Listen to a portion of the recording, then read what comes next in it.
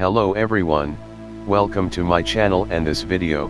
By the way, there are many more on my channel interesting content that will definitely interest you. Thank you all for your attention. Do not forget to subscribe, like and leave comments. Enjoy your viewing. Thank you for your attention. Batman Eternal number 5.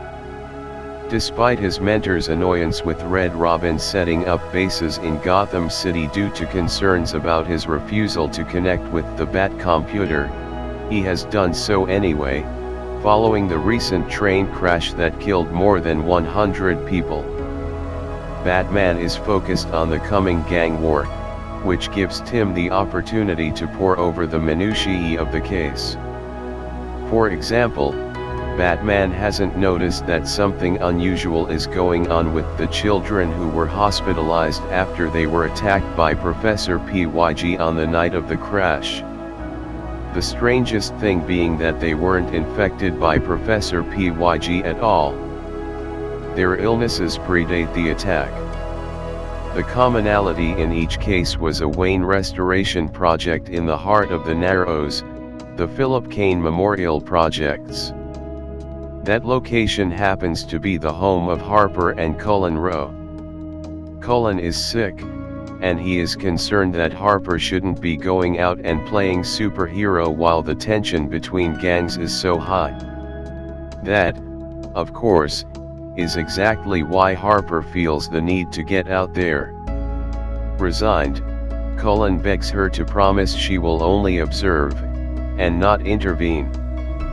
Meanwhile, at the offices of the Gotham Gazette, Vicky Vale bemoans the fact that her editor-in-chief, Mario Ito, is running her paper into the ground by requiring her to paint Jim Gordon as responsible for the train crash, despite a lack of evidence. She is overheard by Warren Spacey, the crime editor, who broke the original Joker story. He reminds that she shouldn't give up hope just yet, but both of them are disappointed when they encounter Joey Day, a much younger intern, who has already had the chance to break a story about Deacon Blackfire without having to work for his byline. Confidentially, Vicky guesses correctly that Warren has a story lead that he's keeping to himself. Seeing that she obviously doesn't want to be working on the Gordon story, he offers her the chance to be part of some real journalism, reporting on the gang war, and how hard it's about to hit the Narrows. He suggests that maybe she can even take Joey with her, and see if he learns something. That night, Tim visits one of the afflicted children in the Narrows, and is interrupted by Batman, who reminds that they should be working together. Batman guesses that this child isn't one of the ones from the Aviation Museum, but that the symptoms are identical. Tim confirms it, explaining that the source of the infection is local. Whatever caused this in the children, it happened before it was supposed to.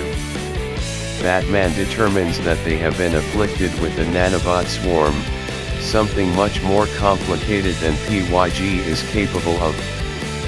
Something about the design is familiar, but Bruce chooses not to share it, instead making for to leave, reminding that he is needed to intervene in the gang war. Tim comments that this distrust and awkwardness between them has been there ever since the Joker attacked. Batman claims that his need to leave is more about the city than it is about the family, which Tim points out is exactly the problem. Arriving in the Narrows, Vicky is forced to remind Joey that the fact that the location is unsafe is exactly why they are there. To his horror, she walks right up to a group of unsavory characters, and introduces herself, and offers $50 in exchange for a few answers about the Roman. Threateningly, one of the men pulls a knife and warns that it was a dangerous question to ask. Nobody is supposed to be nosing around about that yet. As he attacks, he suddenly collapses in spasms as Harper Rowe zaps him with her taser. Exasperatedly, she warns the pair of reporters to follow her, lest they end up getting beaten to pulp. Meanwhile, Tim tries to decode the language of the nanobots' programming, and calls on his own computers to home in on the signals of all nanotechnology in the building. At that moment, the infected child sits upright and calls on the bots to eliminate the threat. Harper drags Joey and Vicky to her own apartment and has Cullen make them some coffee. In the meantime, she chastises Vicky for thinking it would be a good idea to outright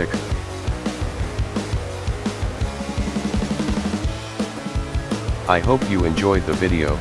Don't forget that on channel there is a huge amount of interesting content that is waiting for you to watch them, and soon I will make many more cool and interesting videos, so do not miss. The more activity, the more I will try releases your favorite videos. Do not forget to subscribe, like and leave comments. Thanks for your attention.